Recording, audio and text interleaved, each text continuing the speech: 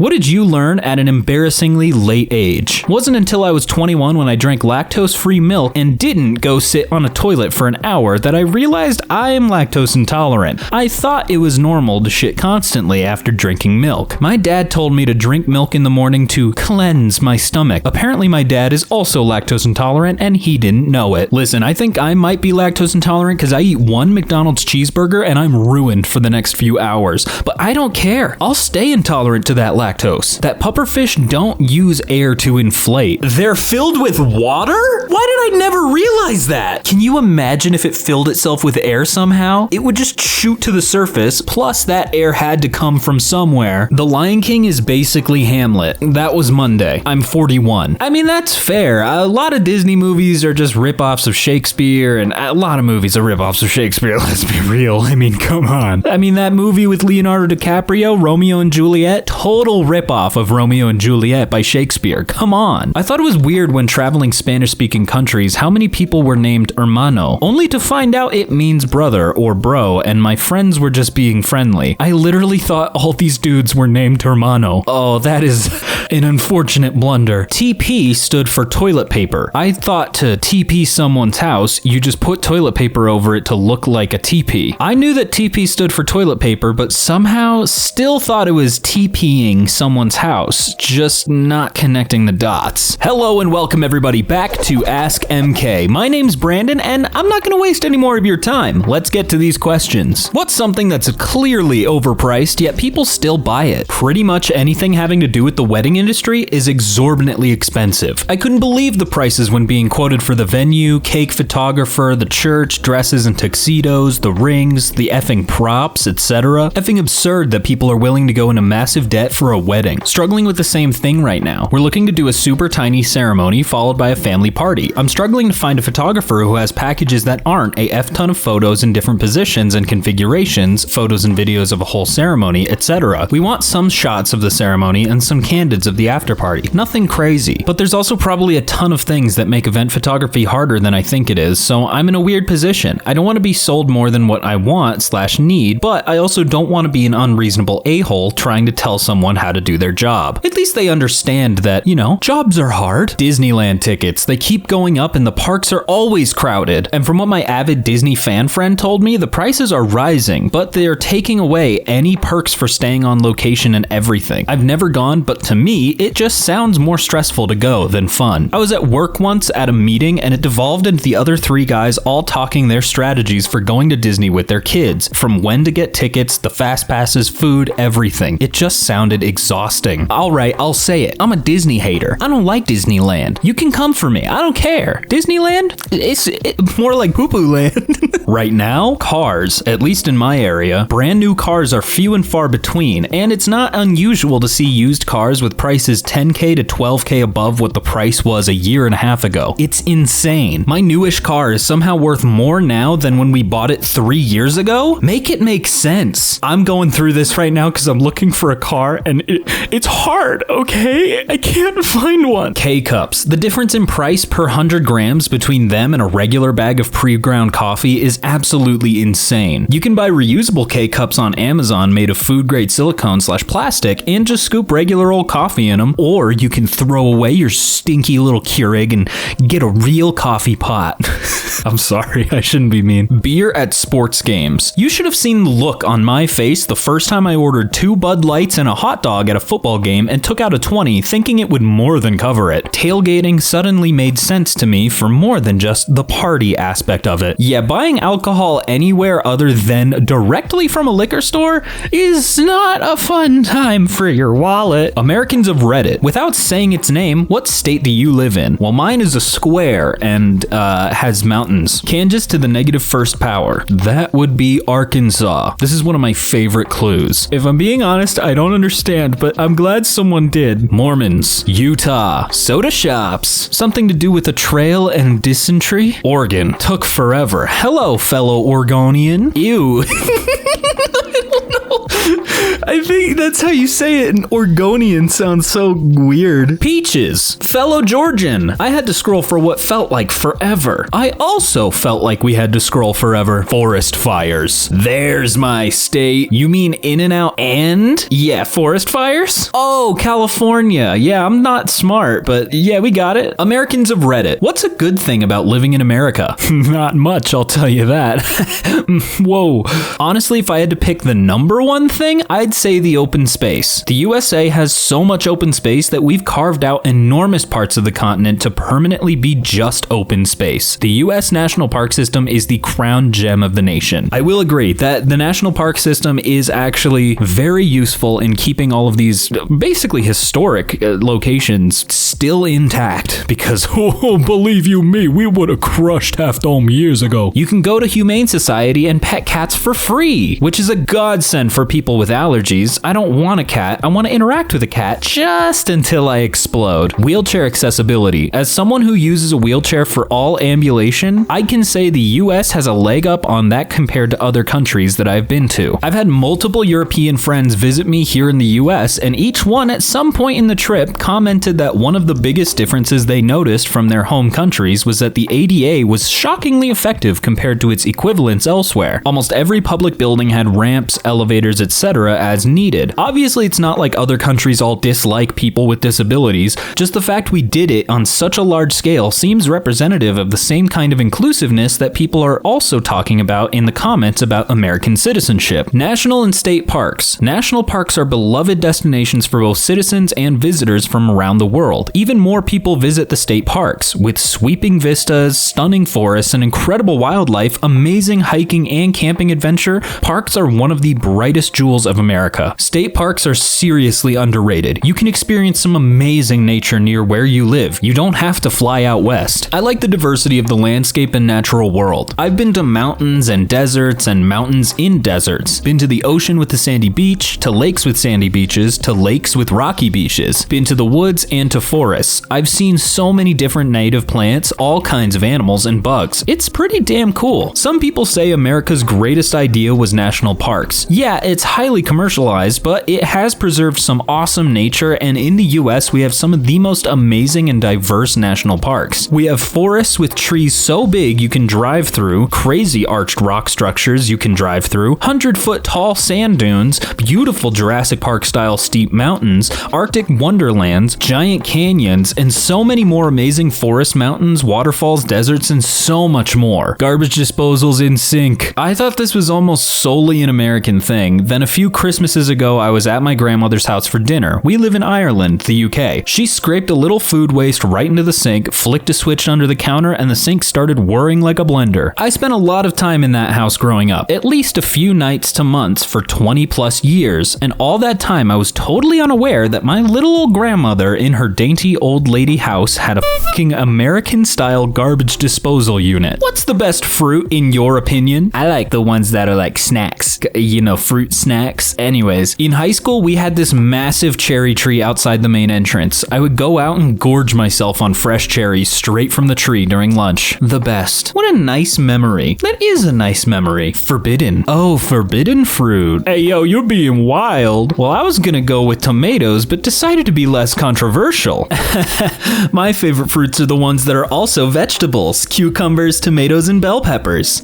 Okay, thank you for your opinion. Nectarine. Like peaches, but less hairy and slightly tangy. I hate peach fuzz. When I was a kid, I tried using a safety razor to shave it. Does not work. I guess that's understandable. Peach fuzz can be a little gross, but that's why you rinse it and then it's all wet and you don't taste it. Orange. I eat 3 to 6 a day. I'm sure someone will race on here and tell me how that'll lead to my impending doom, but it's my tactic so far. At least you're safe from developing scurvy. And this, children, is how anti-scurvy was discovered. Wouldn't that be straight? What? I don't know what they're talking about. Mangoes are my absolute favorite, and then peaches. What about peaches? You didn't say, are they your least favorite? There is nothing more tasty, fruit-wise, than a fresh Palisade peach. I've never had a better peach ever. Sorry, Georgia. Edit. Got to thinking about more fruits, and the other two that are my favorites are are 1. Australian navel oranges, usually available in the US in the winter. Best oranges ever. Number 2. Sumo mandarin oranges that are in the stores now. They're a bit pricey and ugly to look at, but man, they pack a sweet punch when you peel them. Almost too sweet. What are they doing to those sumo oranges, huh? If they're too sweet. If you got telepathically whisper a sentence to 7.8 billion people on the planet, what would it be and why? Psst, crying. Best one. I saw that. Me who just took a Really? Effing weirdo. Me just continuing to fap. If anything, fap harder. Double down. Oh god, everyone stop. It's gross. What if that was you? What if the voice was your grandma, huh? And you're just still doing that? Hey, just checking in. Wow, you guys suck. This made me laugh so hard I choked. Your trial session of life is about to end. Continue by sending $1 to insert my Venmo. Wait, this is the trial? No thanks. Unsubscribe. What the hell? Only 17 people sent me money? The rest are claiming damages. I'm sending one out right now. Did you get it? Was it just ringing? Cause I got that one. It hurts. Someone has escaped the simulation. 7.9 billion remain. Then say 9 more slots left. And then add, server will auto shut down March 17th, 2522, 3:43 p.m. EST. So in the year 2525, man won't be alive? Yo, those are kind of, those hot bars. In the year 2025, man won't be alive. Yeah. It's never, I don't like that bit. They know. And see what chaos ensues. I was thinking, I know what you did. Since everyone has something they're ashamed of, would put a few worried expressions on people's faces until they realized everyone heard it. I would be thinking much wider than that. They know is so perfect because it plays into cosmic horror. I see it as the last message from a galaxy far away ally, warning us that they know or they are coming. Without saying your country, what's the mythical beast in your culture? Unicorn. Scotland. Literally had no idea until this moment that unicorns are a Scottish myth, and I'm only across the water in What is N-I? Netherlands? Okay, no, it's Northern Ireland, I'm sorry. It's not a Scottish myth. We just adopted it because it was believed to be the natural enemy of the lion, which was adopted as the English. A vampire that looks like a woman by day, but at night she gruesomely rips herself in half at the waist, sprouts wings from her back, and flies off into the night with her entrails hanging out, leaving the legs behind. Her preferred food is the unborn fetuses of pregnant humans, which she feeds on with a long proboscis-like tongue. Before dawn breaks, she finds her legs, reattaches, and assumes human form. Yes, this is actual folklore. Can't name the country or the creature, but a hint is that its name is a local phrase meaning separator, she who removes. The Manananggal? The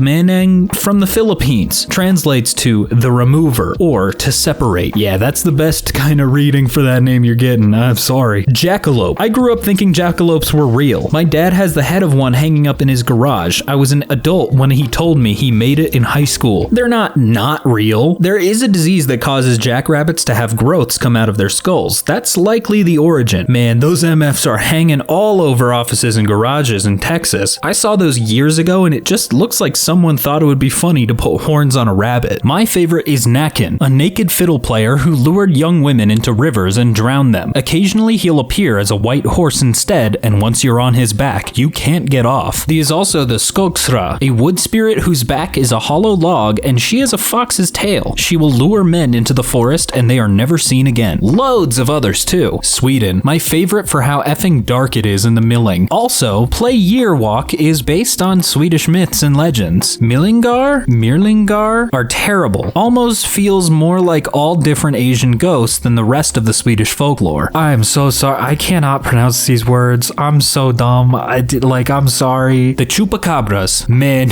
you know what really gets my goat? That's a bloody good joke right there. Yes, it is. That is. What's something you're sick of having to explain? Red-green colorblindness. Now when it comes up instead of playing the what color is this game, I have a picture on my phone that illustrates how different color visions see things. Any chance you can share the picture? This is the one I use. They all look the same to me other than the bottom right picture. I don't have the pictures, so we're not looking at it.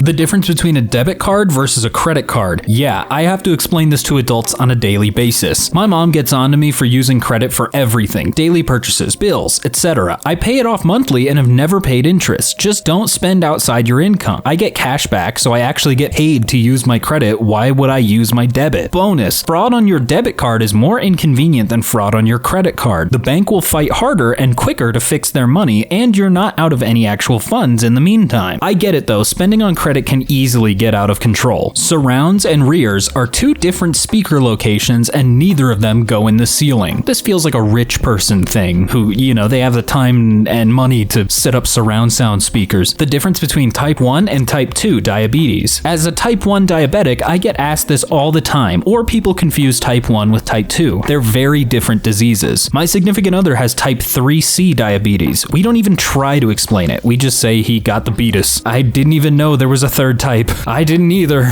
Why we need to stop planting exotic plants species. Edit. I work in parks. So legit question, what makes a plant exotic? Like different continent like Asia versus South America, or different region like the US West Coast versus the US East Coast? Invasive and non-native. My idiot neighbor planted bamboo next to me, so now I have bamboo shoots in my yard. Without revealing your age, what is something from your childhood that kids these days wouldn't understand? Organizing to meet someone on a landline and actually having to turn up on time, or they wouldn't know where you are because you have no way of contacting them. When I was barely 20, I almost got left in London alone for a month because my friends went to the wrong airport. I didn't have the agenda or any names of places we were staying, and I only had $600 in traveler's checks and a bit of cash. After waiting for hours, they decided to check the other airport. People who traveled internationally on the cheap without travel agents were brave AF, recording music from the radio, calling into the radio station to request your favorite song for your mixtape, then waiting with your fingers over the record button to see if they play it. Yes, and asking the DJ not to talk over the end. Good times. Calling a girl and her dad answers the phone. That shit was rough, kids. Sorry, wrong number. That was my go-to answer. Standard backup would be, can I speak to Kevin? Knowing full well no Kevin was there. What if Kevin gets put on the phone though? Then I guess you just gotta fucking talk to Kevin. I don't, you dug the hole. You gotta play in it a little. Waiting for your friend to get home to call them. Not having constant access. Their mom answers the phone. Hi, friend's mom. Can so-and-so come out and play? I remember doing that when I was a kid. I remember my friends coming to my door and doing that. Smiley. I recently had to explain what changing the channel meant to my small kid because he only knows streaming. We've already covered CDs, VCRs, and what it means to roll down a car window. It was a little rough for me, not him. Edit. Oh, and we watched Turning Red, and I got to explain what a flip phone is. My husband has trained my daughter to say back in the late 1900s every time I talk about my childhood. Brutal. Yeah, I am not okay. It's not working, because it's not on channel 3. Needing a screwdriver to connect the gaming system to the TV. And one of those things with two screws that turn two bare wires into coax connectors. Good times. What are some red flags that you're in a bad neighborhood? I found out I lived in a bad neighborhood once when I was told pizza places didn't deliver to our house. This happened to me in an old apartment of mine. They specifically called and told me they couldn't deliver to my complex after 8 p.m. We're sorry, we couldn't come to your house after dark because your neighborhood is effing sketchy. Have a good one. As a pizza delivery driver, they did tell me when I was hired that yes, people have died. So I guess they try and keep us safe. I don't know. The counter at every business has bulletproof glass and or bars over all the glass windows. For me, it was the insensitive noise at late night while I'm trying to sleep. Armed security guard at the strip mall Foot Locker. Armed security guard at the dollar store. I've seen them at grocery stores in a seedy area of Atlanta. I've seen armed security guards at the Little Caesars Pizza on South Moreland in Atlanta. When you mention to locals where you live and they just have a brief look of pity. I'm sure it's nice. But for real, I think that some neighborhoods get a lot more than they deserve. Semi-poor neighborhoods are often talked of like you'd better clamp your car before someone runs off with the tires. People who haven't grown up poor don't know the difference between poor and dangerous. It's the areas where no one has regular jobs that you gotta stay clear of. The working poor areas are mostly fine. Just don't bother nobody and nobody will bother you. Cash advance business close by. Check cashing to pawn shop, to check cashing to liquor store, to check cashing to Metro PCS, to check cashing to mine-resistant ambush-protected convenience store, to check cashing to shoe store, to Dollar General. Storefront church, long-abandoned storefronts covered with graffiti, liquor store, gutted pre-war movie theater filled with garbage, chicken and Chinese food takeout. And on some of the empty stores, shadows of the old signs can be seen. Finkelstein's Delicatessen, Morris Haberdashery, Sanitary Grocery, Lucy Seal Millinery, and from a later generation, Willie's Rib Shack, TJ's Voodoo Lounge. I don't know if they were just making things up or if those are actual names for businesses. I definitely didn't say any of those right, so And with that, we've come to the end of the video. Thank you all so much. Anyways, I've been Brandon, and I'll see you next time.